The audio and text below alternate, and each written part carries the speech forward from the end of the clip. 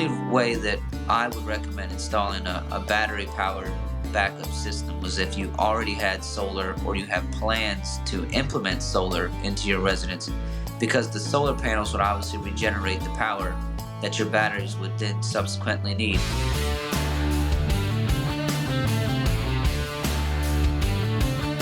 Welcome to the Fine Homebuilding Pro Talk Podcast, a regular discussion with building industry professionals.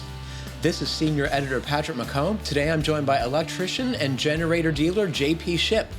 You can find the Fine Homebuilding Pro Talk Podcast and the original Fine Homebuilding Podcast at finehomebuilding.com/podcast. You can leave feedback and ask questions there too. JP, thank you so much for being on the show. Patrick, thank you for having me. It is a pleasure, sir. Can you please tell me about your business? We've had a couple of electricians on the show, and you all do different things. How's yours set up? Yeah, so our mix is probably a little different than most electricians. Seems like every electrician has their niches and their the types of work that they figured out that they could make the most profit in. We actually started off as a residential service-based electrician company, just doing service work, residential homes. That grew pretty quickly into the generator space. We actually were asked by a lot of other installers to wire their generators. We're like, why are we not installing the generators? So then we like, okay, I'm sorry to interrupt you, but why didn't they want to do it? I mean, that doesn't make sense to me. They needed to have a master electrician on staff. In our area, Anne Arundel County, Maryland, they're really strict about permitting and making sure the electricians are licensed that are performing the work.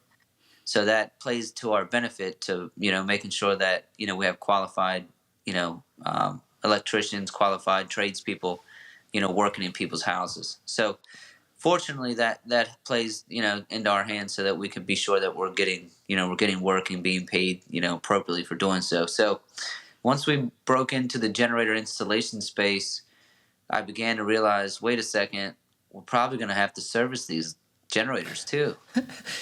I'm guessing electricians are not trained in gas engines typically, right?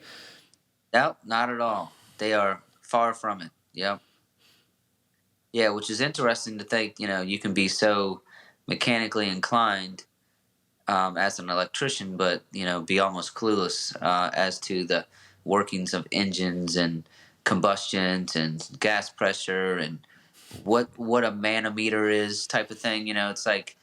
It's like interesting. I mean, I obviously learned a whole lot about generators that I never thought I would ever learn, just being exposed to installing them. And then obviously, our knowledge has grew tremendously since then. So as we, continued in the generator space, we grew our, installation and service division. And now we have a relatively large generator service division that, services almost, I think it's around 500 generators residentially and about 50 commercially that we service annually. So we have a couple local generator maintenance contracts, Virginia Department of Transportation. We have a few with our local jurisdiction in Anne Arundel County. And we actually have a mobile rental fleet that was totally by accident. We needed some rental generators for a project, and I did some research on how much, it would take to rent from another company and then, versus buying it. And I was like, well, we can have this one contract pay to rent, essentially buy our generator for us. So we did that one time, and we've been renting them ever since. And they're great to have for not only our projects, but, random situations. I just rented one on a project locally for a park that's under construction that we're actually doing the electrical work on for like $23,000 for 1 month. So it's like it's residual income that we wouldn't have had if we didn't, kind of stumble upon, generator installation. The maintenance contracts are great to have that revenue being guaranteed, right? You have these contracts and you're going to get paid presumably, and you don't have to go scramble for work. That seems really smart. Yeah, it's definitely, that was the whole, initial aspect. Not to mention that, residentially, that keeps us in the people's homes, right? It keeps us relevant, so we can, have leave behind material or checking in. Hey, we're scheduling your generator maintenance. Is there any electrical projects that you wanted us to take a look at? We can schedule a technician. Just to try to make sure that we're at the forefront of their minds when they're thinking of not only generators but electrical work.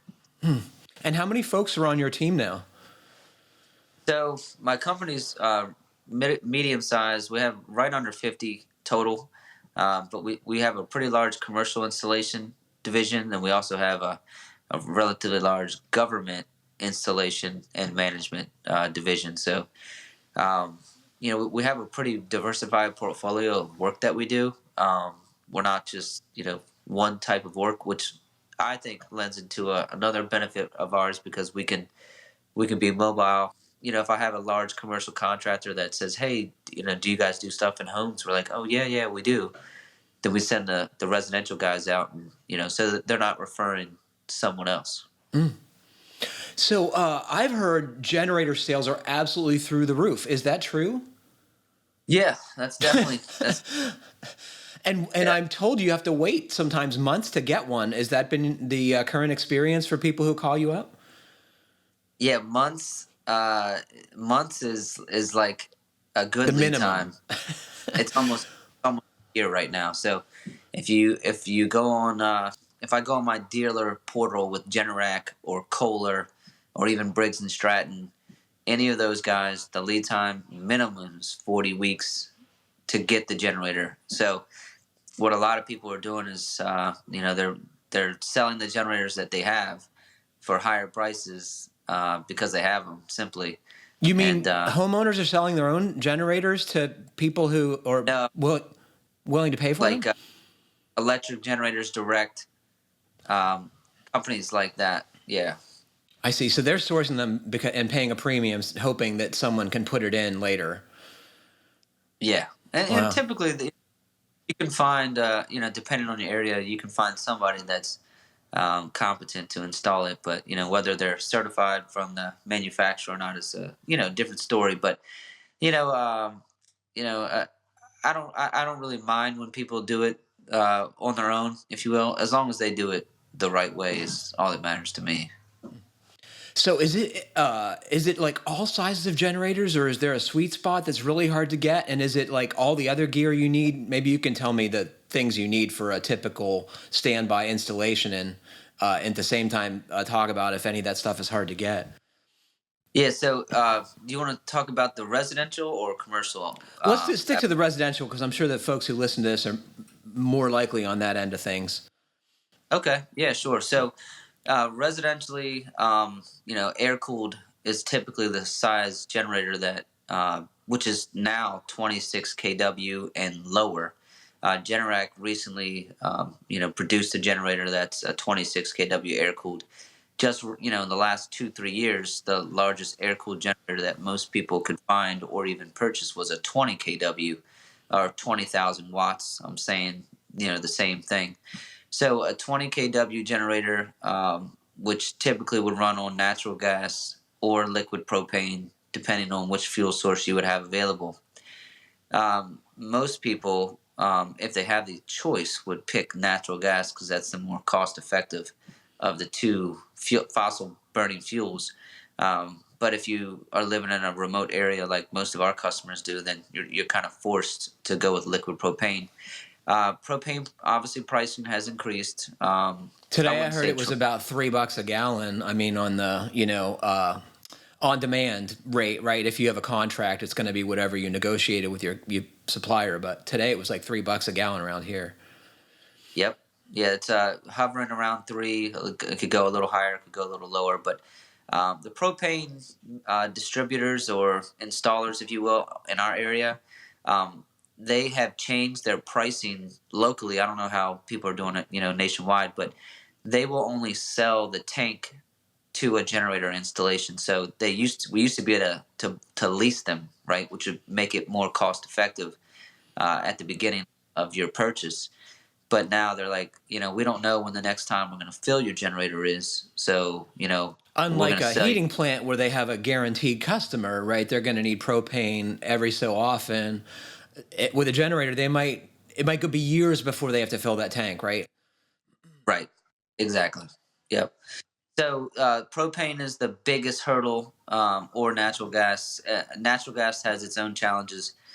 If your natural gas meter isn't large enough to allow um, the BTUs that the generator needs to operate, British thermal units, it's another acronym. I never know it. It's another non-electrician thing you got to think about, right? Yeah, like how many that's the like when I first got introduced, like I don't even know what that is. So then like looking at nameplates of gas fireplaces and HVAC units, and like, oh yeah, that they're under their capacity of their meter, they're good to go. So they now install a split valve before the natural gas pipe like enters into people's homes. So as long as you install the generator close to the meter, you typically can get the BTUs that you need for your generator to operate optimally. If and again, your generator, I do is very similar to your car operation, right? So if you hit the gas pedal on your car, right, it consumes more fuel. But if drive 30, 40, 50, it's more conservative. Your generator is the same way. Like if you're using all the electricity that your generator can produce, then it uses more fuel. Therefore, you got to have that BTU capacity available for it to reach those optimal outputs. Um, Installation 2 days typically, 2 days electrically, 1 day natural gas or propane. It could go as fast as 1 day each if everything goes smooth. The automatic transfer switch is the connecting piece, between your home's utility power and the generator's power. Knowing, oh, there's an outage, I need to turn on. Let me tell the generator to turn on. Send power back to the ATS. The ATS transfers automatically the power to your load, whichever load that you have hooked up, and boom, it does the reverse. When the power is restored. So the transfer switch lead times have also been pretty significant. So we've gotten generators without transfer switches. That's like, okay, that's we can install your generator with no transfer switch. So you can manually turn it on, but no one wants to hear that. Well, and it's not very useful if you're on vacation and the heat goes out, right? It's something that you really want to be automatic if you can, I'm sure. Yeah, most customers that have the automatic generators, they either have the disposable income because it is a large investment, or they're in the older demographic where using that portable and manual interlock generator hookup is more arduous, right? It's very difficult. You always got to check on that portable generator, make sure you've put fuel stabilizer in it to make sure that it's going to actually run when you need it to run. I've seen so many times when it's outage time and the generator, they can't get the generator to run. It's like so stressful. I feel Oh, and feel just horrible. moving the freaking thing, it's a couple 100 pounds for a big one, and especially when you get older, just moving that around to the side of the house and getting it hooked up and then keeping it fueled is a Right. huge deal.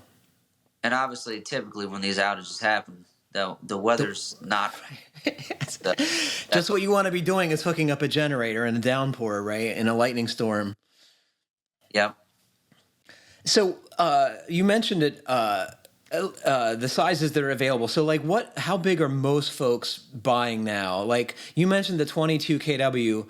As my understanding, and it is limited, is that'll run pretty much everything in your house. Maybe not everything all at the same time, but most loads would be could be accommodated with that, including like central air if your house isn't Yeah. enormous. Yeah, I mean, if a 22 kW can't power your entire house at one time, which typically they can't, we would then just implement load shedding modules or smart management modules that would not allow multiple loads to turn on simultaneously. So, all of those management modules have now become wireless. So it's a lot easier of an installation. Essentially, it's just a wireless relay that gets a signal to either open or close. Essentially, a switch, right? It's not a breaker because it's not being managed by Overcurrent, yeah. amperage, but it simply is an open and closed relay. So it's very simple to manage loads. And say you have a hot tub or something, it's like, okay, do I really need my hot tub working power outage, yeah, it'd be nice so your water doesn't freeze, right? But it's not like mandatory for you to live. So, but you know how people go, Patrick. The bigger available options. They just immediately sign up for it. So as soon as the 24 kW became available, that was the number one selling generator. And as the 26 kW becomes more readily available, I can only imagine it's going to do the same. So, because incrementally the cost isn't very much more. What about, you mentioned the transfer switches, the load side of it. Do most of those switches now have the kind of capability you were talking about with easy load shedding capabilities, or is that still an upgrade compared to a normal automatic transfer switch? So most transfer switches now, they come factory set up for you to easily implement the load shedding module application, which just makes sense. Kohler, which you haven't asked me which brand generator I would Which brand recommend. generators do you sell, JP? So we sell both Generac and Kohler. We're Generac, Kohler, and Briggs and Stratton registered dealer, right? Briggs and Stratton is our least sold generator, obviously because its market share is just the smallest of the three. Between Generac and Kohler, we sell far more Generacs than we do Kohler because their marketing is fabulous, right? They're a publicly traded company. They know how to sell. They know how to, an urgent, to get a customer to convert. So we're I guess accepting the fruits of Generac's labor when it comes to that aspect. If you had to ask me, Patrick, which generator would you put at your house? You said, my personal house, it would be a Kohler generator because from experience, right? I know which generator is typically more reliable, right? Even though Kohler generators are not as marketed, their generators they're just a better unit. They're built better. They fail least. And to me, that's what's most important. Is like, yeah, a generator is a generator, but I want to fix it the least amount of times possible. Well, I think you'd agree. When it needs to work, it has to work. I mean, and Right. I can imagine if someone's paid tens of thousands of dollars for one of these systems and the lights go out and the thing doesn't work, that's got to be infuriating, I'm sure. I bet you get angry Yeah, phone calls when that happens. Patrick, you are 100% accurate. We get the angry phone calls, and they obviously assume that we manufactured the generator and that whatever happened, it's definitely our fault. So, but we're guilty by association, so we have to assume that responsibility and be able to be prepared to fix them quickly. So we're obviously stocked with way more Generac parts than we would have Kohlers, being that sell more Generacs and we maintain more Generacs, which means we fix more Generacs. So, but I agree with you. When your generator doesn't work, and it's 10 degrees outside or it's 98 degrees, it's like, why'd I do this? It has to work. What do contractors or builders fail to consider, and what mistakes do they make that makes your job harder to do to install a generator later down the line? Are there things they could do to make it easier that wouldn't be too expensive? Yeah, oh yeah, for sure. So one thing that I always tell new home builders, we don't wire new homes any longer, so we've removed ourselves from that type of work. Can I guess it's because you don't make enough money doing that? Yeah, that you don't have to guess. Yeah, that's definitely the home builders are just keep telling the electricians what they're going to pay, and unfortunately, some guys just say yes, and but it is what it is. There's everyone has their niches, if you will, but one very simple way for them to be like what I would call generator ready is to offer the transfer switch to be installed at the beginning of their project, right? And a transfer switch is under $1,000, between $500 and $1,000. So if they added that transfer switch in the beginning, the installation, that means that their electrical panel's already been set up as a sub panel, which means all the neutrals and grounds have already been separated. And only thing anyone would have to do at that point is run a conduit with wiring for their feed from the generator, and a separate conduit for the communication, and hook up the gas, and now they have a generator. So that would cut down essentially 2 days of electrical work. That it would take somebody 2 hours to do in a new installation. You know how it is. It's so much easier to do it the first time. Whenever you have to go back and do things the second time, it takes twice as long. So that's an easy one. Another one is if they are lucky enough to have two electrical panels, and by chance they think, oh, I'm gonna add a generator, but I only want to back up one of the two panels. Well, a simple solution is to put all the circuits that you want protected by the generator in one panel, and all the circuits that you don't want to have protected in the other panel, so that you're already set up for a future generator installation. But And like you clearly, said, that's easy to do ahead of time, harder to do later. and it's you just have to have the forethought, as a consumer. Luckily most homeowners in 2022 they're very good at searching online and kind of figuring out, what they want to do, and they do think 5 or 10 years from, that time. So it's great. What about the batteries? So I know Generac was heavily marketing their new system that had batteries for storage, combined with the generator to charge them if you need to. The theory was you could have potentially a smaller generator that uses less fuel, is likely less costly to run because it uses less fuel. But of course, the batteries are expensive. Have you had any folks interested in those systems? Yeah. I mean, my professional opinion about battery storage, and using the batteries as essentially a backup and replacement of a generator.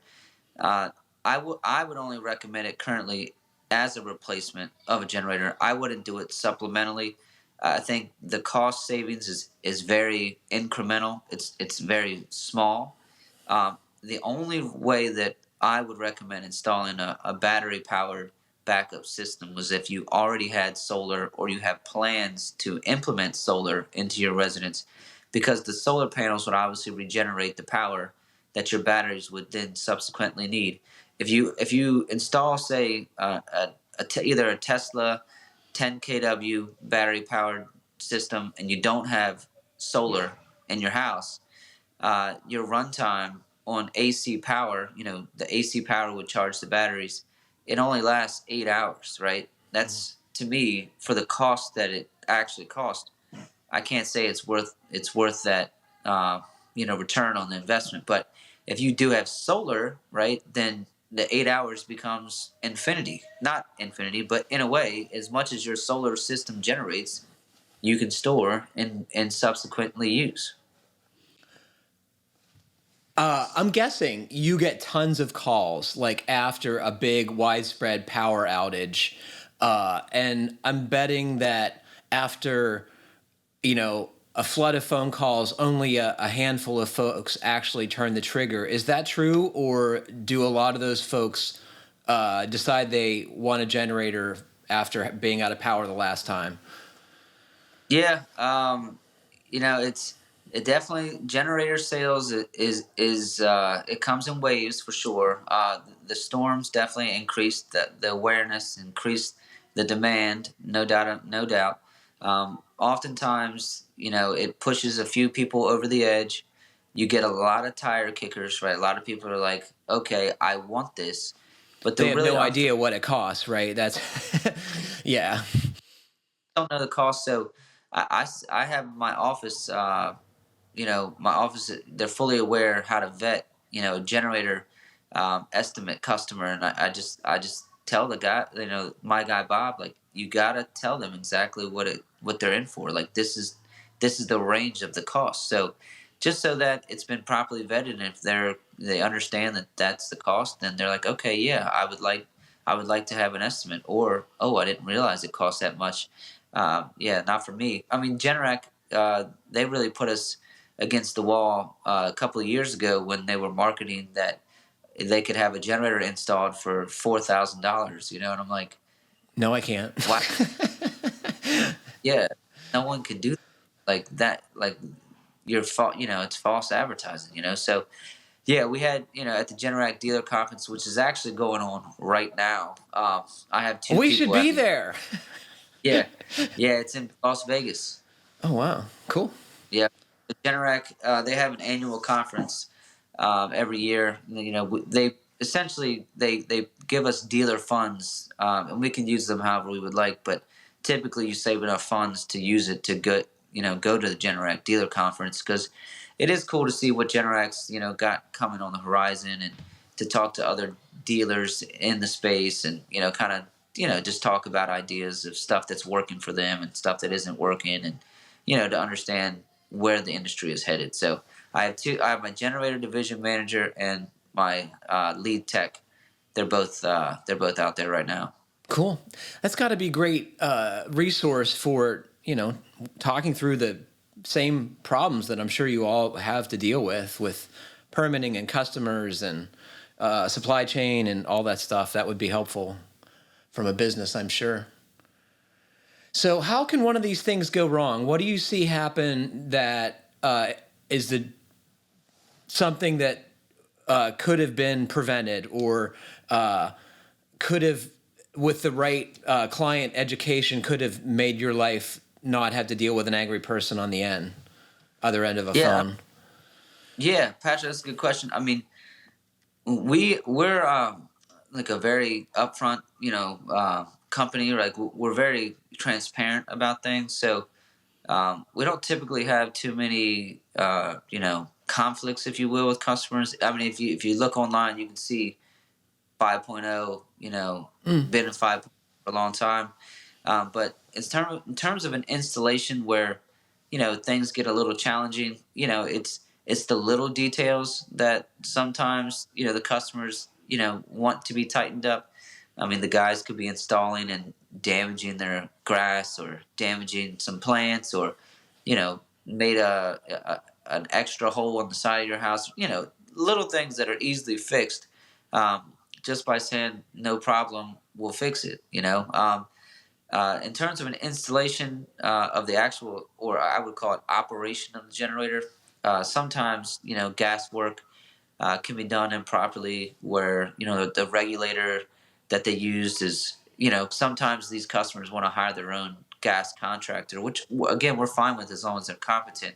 But they may use a gas regulator that we're not too fond of, that we know has had, like, noticeably deficiencies, where the regulator will stick closed. It's hard for it to reopen in certain temperatures.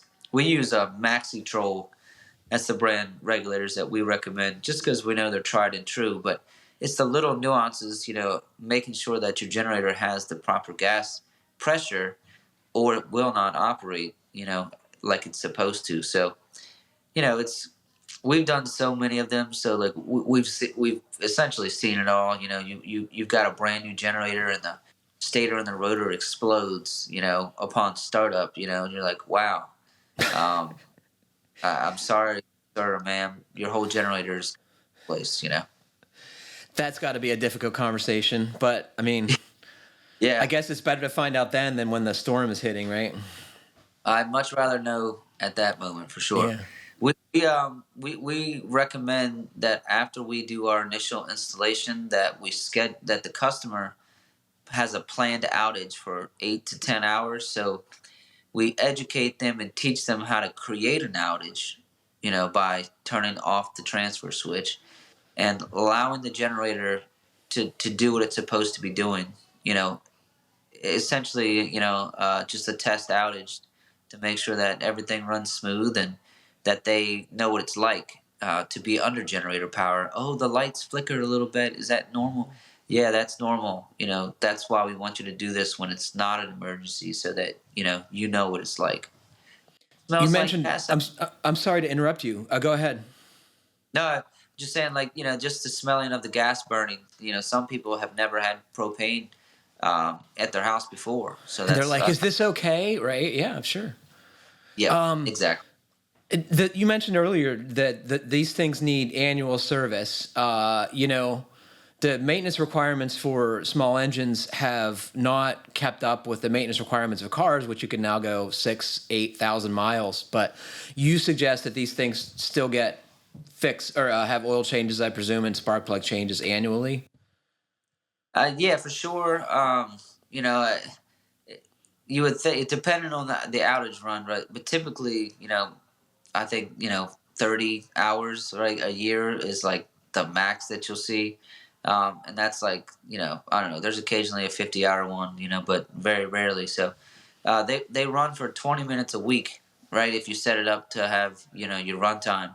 So you do the math. It's not very long. It's not very many hours that it's going to run if there's no outages. So um, really, the reason that we like to make sure that they get serviced is to make sure that they are going to work when the outage is happening. So we change the oil filter, the air filter, spark plugs, check all the terminations. Obviously, make sure that the 12-volt battery is gonna work. Because that's the number one reason that generators don't start. Dead battery. Dead battery. And how long do the batteries last? Do you change those on a schedule too? Yeah, so we use Interstate. That's the brand that we install with our generators.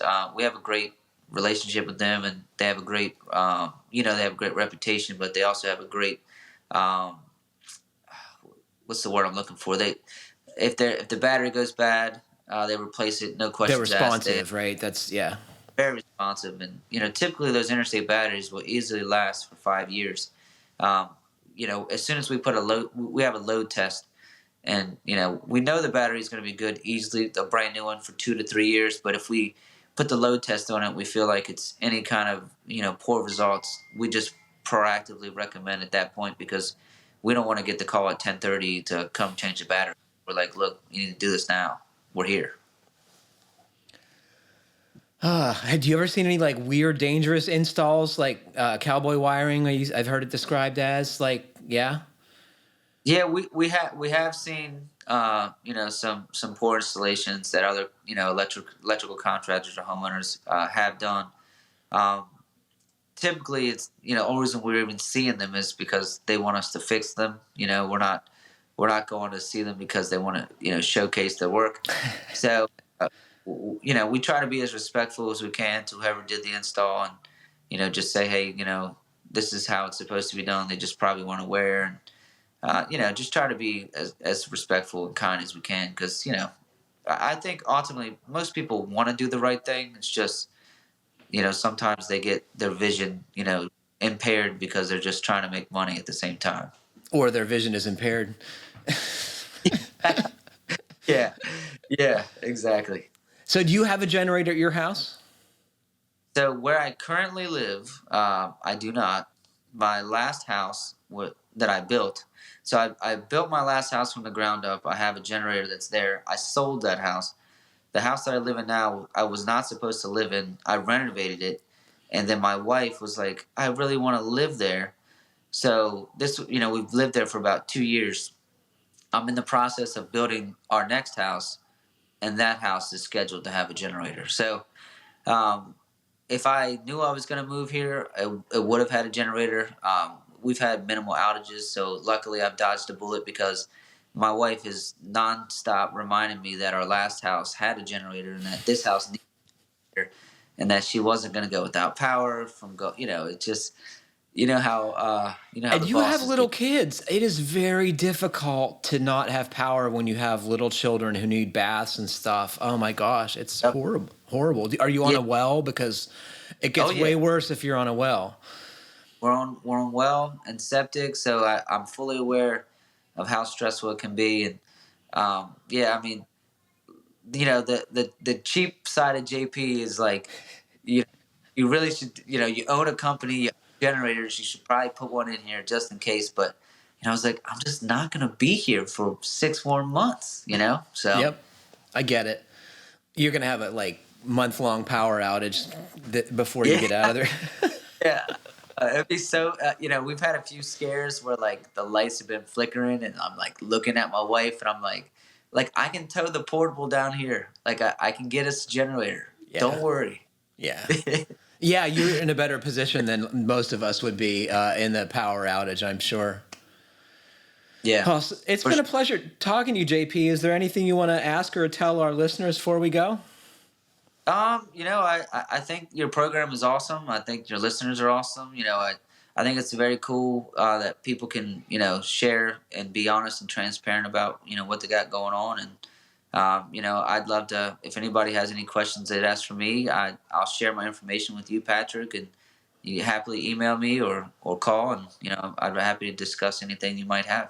Well, you heard it, folks. If you got any generator or electricity questions, JP just offered to help out. So I would take advantage if it were me. I can tell you all, I made a terrible mistake. I spent a ton of money on a portable, and I dread every time we're going to have bad weather predicted because I think about how hard it's going to be to get that thing out in the backyard. And I deal with gas all the time as a pain in my neck. It's a drag. I shouldn't have been cheap, JP, right? No, you can always, you can always resell your portable when you're ready to upgrade to an automatic system. It's a large investment. It really is, and And I don't have don't. gas, which is a hassle. And I'd have to get a propane supplier and I guess buy a tank, you tell me. Yeah, well, yeah, your propane local suppliers might be kind enough to lease you some. So if you tell them that you're going to switch over other appliances, this is a trick that I've learned.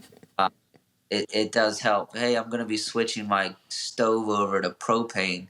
Okay, we'll consider leasing you the tank. Okay, nice. So you just gotta say the right things and elicit the responses that you're looking for. But ultimately, like I said, it is a large investment. It's something that if you're going to be there for a considerable amount of time, I would definitely recommend it. Patrick, I just had a customer. Not to go off on a little tangent here, No, but please. a residential customer. I built a house about 2 miles away from my house. The neighbors, knew I built the house and they knew I was really handy. And they're like, oh, can you install the generator at our house? And I said, yeah, we can install a generator. And I knew they had solar, right? So I'm like, hey, I know you have solar. So I talked to them and I said, "Look, you do have solar. I think you should consider a battery powered application. Like you own your solar system. I know that because I know the guy that built your house. So a battery powered system is, to me, like a no brainer, right? And he's like, all right, I'll think about it and I'll get back to you. And he called me just 2 days ago and he was like, hey, I want to set up an estimate to do that generator installation. And I said, like battery powered install? And he's like, no, I want to do the generator. I feel more confident that the generator is going to work. And I was like, okay, like that's the type of customer service that we offer. And that's the way it should be. Like I tell people what they should hear is the truth, And if they want to do something different, I'm happy to do whatever they'd like. But I think it's very important that people are always honest and open with each other, even if they're telling people not what they want to hear. Does that make sense, Patrick? It totally does. And I think sometimes contractors are, for whatever reason, hesitant to do that. And I think it ends up biting them a lot of times. Always. It's it's just so much easier to have a difficult conversation before something is a problem than to have a difficult conversation after it's a problem, right? Right. Yep. So, and I think that's why your show is successful because you've got guests on that are honest and transparent, and they're very knowledgeable. So it's great. Appreciate It's what you're sweet of doing. you to say. Thank you. I have great guests, and these people, I should tell you all, do this for free, and it's a surprise to me, and I enjoy every minute of it, JP. And this has been a really nice conversation. Thank you. Yeah, same here, Patrick.